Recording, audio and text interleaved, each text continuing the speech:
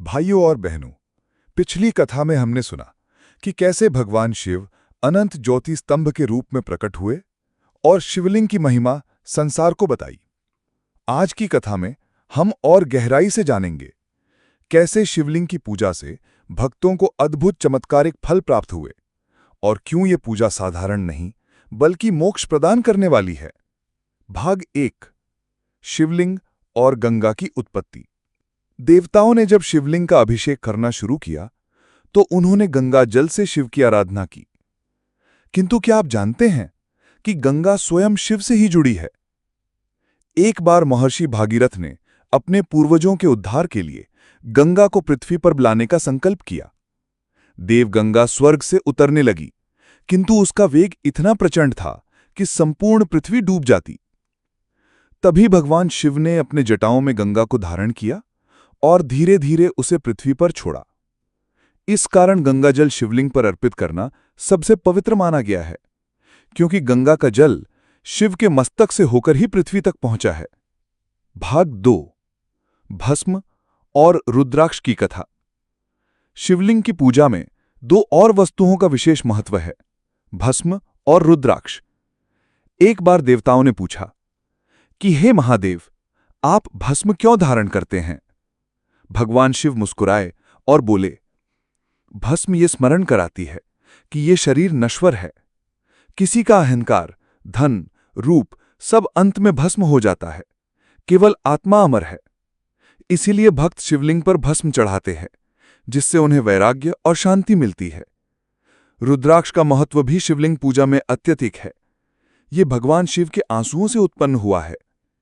कहा गया है कि रुद्राक्ष धारण करने वाला और उससे जप करने वाला भक्त लाखों पापों से मुक्त हो जाता है। भाग 3।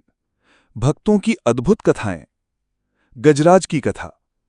प्राचीन काल में गजराज हाथी रोज जंगल से जल लाकर एक शिवलिंग का अभिषेक करता था। वो पूरी श्रद्धा से फूल और पत्तियां अर्पित करता। एक दिन सिंह ने उस पर आक्रमण कर दिया। हाथी ने भगवान शिव से रक्षा की प्रार्थना की। तभी शिवलिंग से प्रकाश निकला और सिंह वहीं नष्ट हो गया। भगवान शिव ने गजराज को मोक्ष प्रदान किया। इससे ये शिक्षा मिलती है कि जो पशु भी श्रद्धा से शिवलिंग की पूजा करता है, उसे भी मुक्ति मिलती है। विद्या की इच्छा रखने वाला विद्यार्थी। एक बार एक गरीब बालक था जिसे पढ़ाई करनी थी, पर साधन नहीं थे।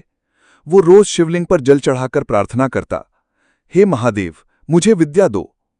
कुछ समय बाद वही बालक एक महान विद्वान बन गया और समाज को ज्ञान देने लगा। शिव भक्ति ने उसकी साधारण जीवन को महान बना दिया।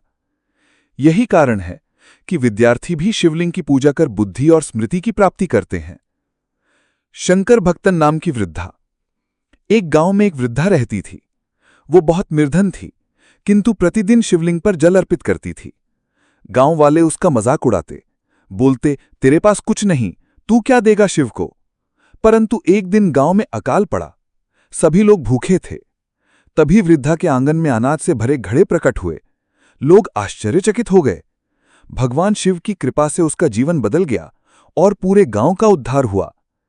इससे ये शिक्षा मिलती है कि शिवलिंग की पूजा केवल धनवान ही नहीं, बल्कि कोई भी कर सकता है। भगवान केवल भाव देखते हैं, साधन नहीं। शिवलिंग पूजा का रहस्य। भाइयों और बहनों, शिवलिंग पूजा का अर्थ केवल फूल और जल चढ़ाना नहीं है। शिवलिंग का गोल आधार प्रकृति का प्रतीक है। ऊपर का लिंगाकार भाग परमात्मा की अनंत शक्ति का प्रतीक है, और जब भक्त उस पर जल चढ़ाता है तो ये अहंकार को धोने का प्रतीक है। इस प्रकार शिवलिंग हमें ये सिखाता है कि ईश्वर और प्रकृति, पुरुष और स्त्री दोनों मिलकर ही सृष्टि का आधार हैं। इसलिए शिवलिंग की पूजा से मनुष्य का चित्त शुद्ध होता है और आत्मा ईश्वर से जुड़ती है। महाशिवरात्रि और रुद्राभिषेक। महाशिवरात्रि की रात विशेष रूप से शिवलिंग की पूजा के लिए मानी जाती है।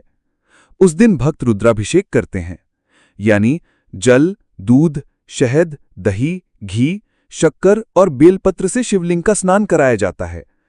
प्रत्येक वस्तु का आध्यात्मिक अर्थ है।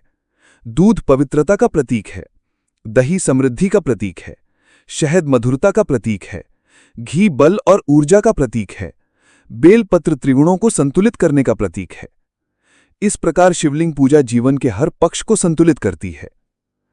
तो भाइयों और बहनों, आज की कथा से हमने जाना गंगा और शिवलिंग का संबंध, भस्म और रुद्राक्ष का महत्व, भक्त गजराज, विद्यार्थी और वृद्धा की कथाएं, शिवलिंग पूजा का गूढ़ रहस्य।